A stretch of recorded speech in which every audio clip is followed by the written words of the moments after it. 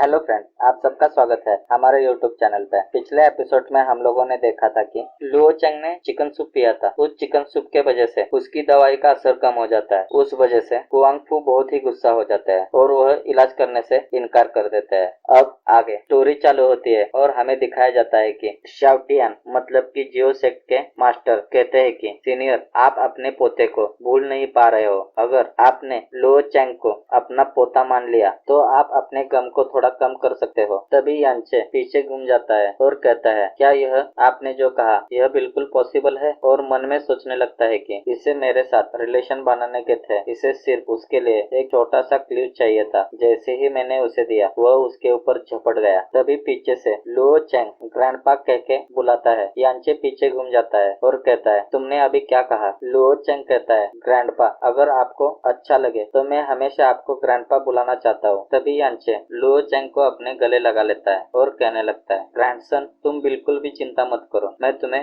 बिल्कुल ठीक करूंगा। तभी वही एल्डर कहता है कि बधाई हो सेक मास्टर, और आपको भी बधाई हो हुआंग फू, आपको इतना अच्छा ग्रैंडसन मिल गया, यह तो बहुत खुशी की बात है। जियो तियान कहते हैं, यह तो बहुत बड़ी खुशी की बात है, मुझे जश्न मनाने के लिए लगभग अभी 3 दिन छुट्टी लेना चाहिए। तभी लुओ चेंग उठने की कोशिश करता है। उसे ऐसा करते हुए देख के यांचे कहता है, तुम्हें ऐसे करने की बिल्कुल भी जरूरत नहीं है, अब तुम बहुत ही घायल हो, जब तुम ठीक हो जाओगे तब तुम मुझे सम्मान दे सकते हो। लुओ चेंग कहता है, नहीं ग्रैंडपा, मैं अभी ठीक हूँ, मैं आपको मेरी ग्रीटिंग देना चाहता हूँ। ऐसे कहते हुए वह अपने घुटनों पे बैठ के अपना सर जमीन पे रख देता है। यांचे उसे उठा के अपने गले लगाते हुए कहता है, बस करो, अब तुम मुझे रुलाओगे क्या? चलो पहले तुम लेट जाओ बेड पे। और उसे लेटाने के बाद कहते हैं, अभी इसने जो चिकन खाया है उस वजह से मुझे फिर से दवाई बनानी पड़ेगी। कोई जाओ और जिस किसी ने पहले दवाई बनाई थी उसे मेरे सामने लेके आओ, मैं उससे फिर से दवाई बनाना चाहता हूँ। तभी वह एल्डर सामने आते हुए कहता है, सीनियर, मैं यहाँ पर हूँ, मैं आपकी जरूर मदद कर सकता हूँ क्योंकि मैं मेडिसिन हॉल का चीफ एल्डर हूँ, मैं आपको हर तरह की मदद कर सकता हूँ। आप प्लीज मुझे बताइए कि मैं आपके लिए क्या कर सकता हूँ। तभी यांचे कहता है, तो फिर ठीक है, आपने पहले भी देखा होगा कि मुझे जो जो दवाई चाहिए वह आप मुझे ला कर दो, और वह सभी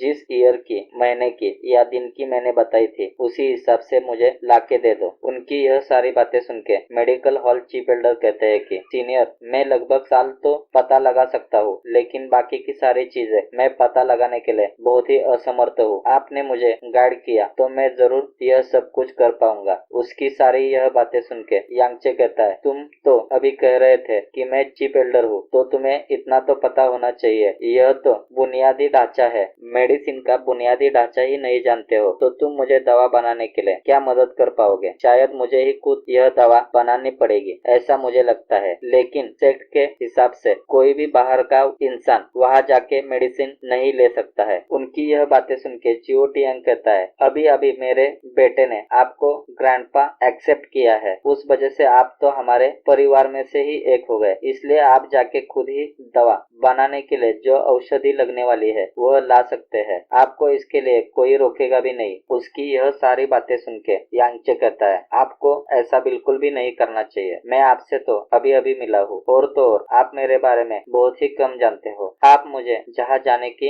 इजाजत दे रहे हो वह आपके सेट का बहुमूल्य खजाना है, आपको इस तरह से मुझे अंदर जाने के लिए परवाना नहीं देना चाहिए। तभी जियो तियान कहता है, सीनियर, आप जैसे महान आदमी पे हम लोग भरोसा रख सकते हैं, आपने मेरे बेटे की जान बचाई है, आप पे भरोसा ना करना मतलब अपने आप पे भरोसा ना करने के बराबर है। तभी सीन चेंज हो जाता है और हमें दिखाया जाता है कि यांचे और मेडिकल हाउस चीफ दोनों वहाँ पर से जाते हुए मेडिकल हाउस की तरफ बढ़ने लगते हैं। मेडिकल हाउस चीफ कहते हैं, सीनियर, इस तरफ से चलिए। यांचे अपने एक क्रिपी से स्माइल देते हुए कहता है, हाँ, कुछ ही देर में वह लोग एक जगह पर पहुंच जाते हैं। वहाँ पर पहुंचने के बाद मेडिकल हॉल चीफ एल्डर एक टोकन निकालते हैं और एक गोले के सामने लगा देते हैं। उस वजह से उस जगह का दरवाजा खुलने लगता है। यह सब कुछ देख के यांचे मन में सोचता है कि दरवाजा खुलने की आवाज तो बहुत ही ज्यादा है, उस वजह से लगभग आधा जियो सेक्ट ही डर जाएगा। तभी मेडिसिन चीफ एल्डर कहते हैं, सीनियर हुआंग फू, प्लीज चलिए। यांचे कहता है, मेरे ख्याल से आपको मेरे से ज्यादा दूर नहीं रहना चाहिए, नहीं तो लोग मेरे बारे में कोई अफवाह उड़ा सकते हैं। मेडिकल हाउस चीफ एल्डर कहते हैं है कि इस जैसी छोटी जगह पर आप जैसे बड़े लोग थोड़ी चोरी कर सकते हो, और तो और आपने कुछ भी चुराने की जरूरत मुझे तो नहीं लगती है। यांची उसकी सारे बातें सुन के सोचता है कि साला इसका पूरा खजीना ही लूट लो। वह लोग अंदर पहुंचने के बाद